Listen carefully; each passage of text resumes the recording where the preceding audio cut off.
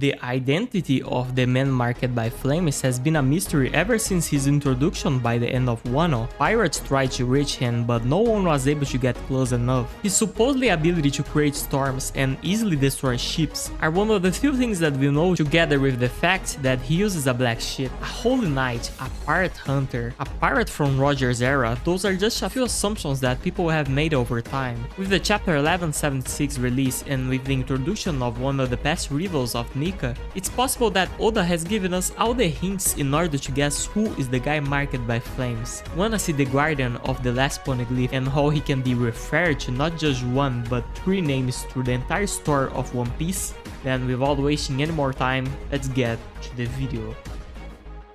The man marked by flames was introduced in chapter 1056, with Kid revealing he was the key for the last poneglyph. Blackbeard is also looking for him, and at some point the Straw Hats will also do the same. He is said to have a black ship and has the ability to create hurricanes and destroy any ships which gets close to him. He was theorized to work for the world governed by Shiryu, but again no confirmation. But it's almost confirmed that he was the one who stole the last poneglyph from the Fishman Island. It can also be implied that Roger also got in contact with him at some point, and that's because his fight against Shiki, where the latter got caught in a student storm which decided the victory for Roger. On Egghead, Bonnie was caught by a sea vortex, and it was very likely another of his actions. It's not really said how he is capable of doing all that, but according to Lafty, it's very likely that he uses a devil fruit in order to do it.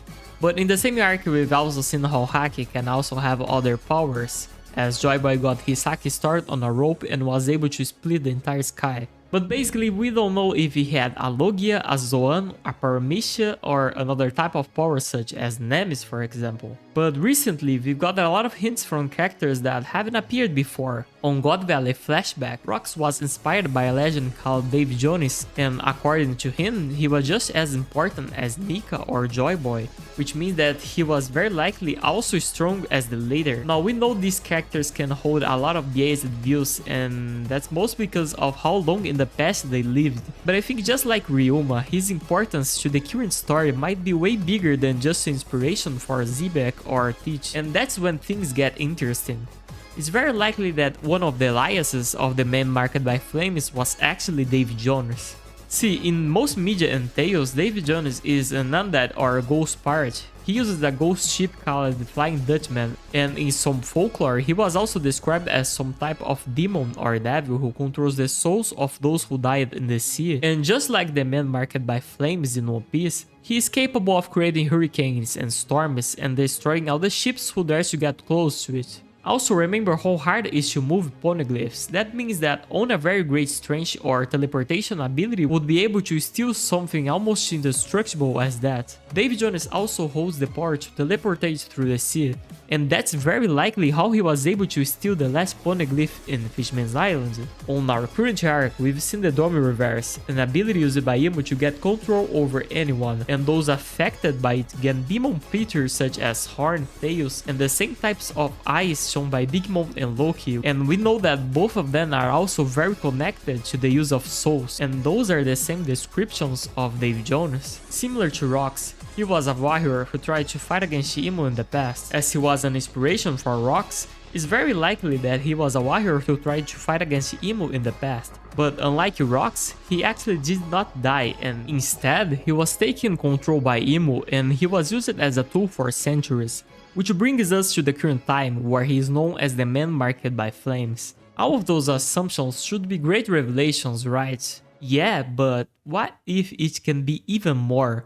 What if Dave Jones also had another title in the past, and what if he was a rival of Nika in the past as well? See, in the last chapter we also got another character introduced, the God of War. From his appearance, he was a descendant of the ancient giants like Harold and Loki, and just like the latter, he was also in possession of the power of Nidhogg, and also had a mythical squirrel called Ratotskir on his side. He was able to launch lightning breath, and he had the largest dragon form that we ever seen. And his companion had the ability to create and control ice and snow. Together, they were said to rival Nika in power, and so far he is one of the few characters together with Emu to have such power. You might be thinking that, shouldn't his ship be bigger than, I mean, he's an ancient giant, at least for a character as big as him. Well, in theory that should be true, but in reality it's hard to say. Oda has a lot of weird proportion sizes, like Oden's swords, which should be way bigger than the ones used by Zoro, and Harold was seemingly small when he was talking to Emu and Gorosei. And if you look close on the black ship, despite being considerably far, he still holds the same size as the destroyed one, which is closer to our vision, which could mean it was just a perspective and that the ship was actually giant. Nidhogg is a dragon who eats corpses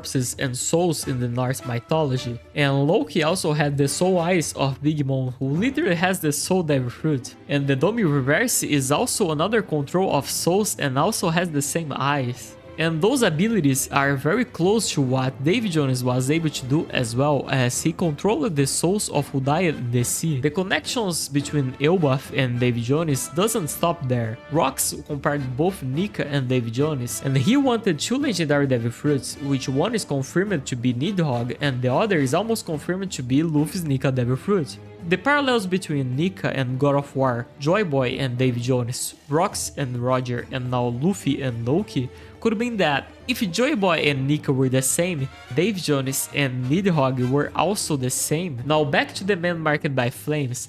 One of the mysteries is how he actually got his mark. First, you need to remember how Oda makes some events of the current time just a repetition of the events that happened in the past. The events of the first world are actually fated to happen in the future. And that's the same for Rox and Loki, or Ryuma and Zoro. Those characters are supposed to be a similar image, and that's likely the same for Davy Jones and Rox. Now remember when Roger and Garp defeated Rox, both used fire-themed attacks. Garp used fire punches, and Roger used an attack named after a fire god. If Davy Jones or the God of War was possessed by Emu in the past, Joyboy must have used a great attack against him in order to stop the Domi Reverse. And similar to the last legends, it is not a stretch to say that he also used a fire attack since he is the sun god. If Davy Jones was the God of War and he is now the man Blackbeard is looking for, then how exactly his devil fruit of Nidhogg got reincarnated? I mean, there could be only one devil fruit of a power or a creature at time, right? Yes, you should be right, but only if Davy Jones actually had a devil fruit in the past. Okay, this looks confusing, but I will actually explain. I am saying that the God of War was not just a title, and that he was actually a real deity in the past, like the real Nika. We've got hints of this on Egghead, when all of Gorosei had their divine and demon creatures' names revealed,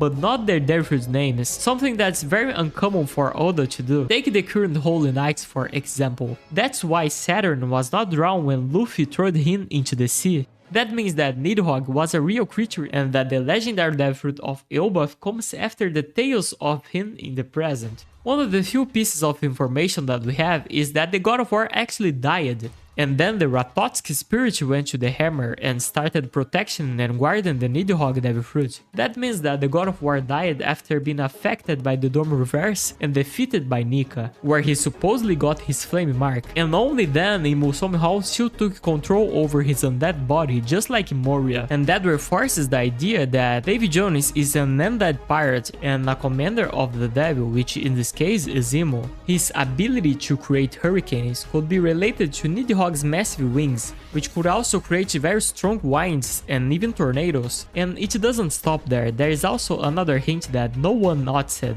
A small hint which appeared because of the Killigan devil fruit, and that's the Draugr. According to the dictionary of Vulgar Tongue, Davy Jones was also referred as Draugr in the North countries such as Norway, Denmark, and Sweden. In One Piece, the Draugr was an undead giant, which again reinforces the idea that Davy Jones was also a giant. The Draugr created by the MMA was also marked by flames, which matches exactly with what we've been talking before. And since Ratotsuki possessed his former hammer, he should be using a type of backup weapon. And if you look at the God of War image, in his back he actually had a sword, which is also the weapon that Draugr is using. Both of them also had similar horns, and both of them were also ancient giants. Emu must have a similar power to how Moria uses to control corpses. Now, if a zombie or undead can also keep the power of a devil fruit, imagine how sick a skeleton dragon version of Nidhogg would be. But to summarize everything I said, The God of War was a rival of Nika, and his name was Dave Jones. Emu used Omi Reverse and controlled him. Joyboy fought him just like Roger and Garp fought Rocks, and similar to the latter,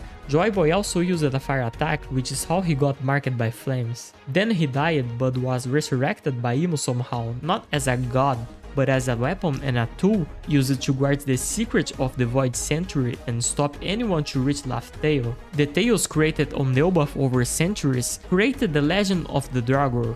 Davy Jones is in a similar position to Ryoma, as he was an extraordinary fighter but now just a shadow of who he was in the past.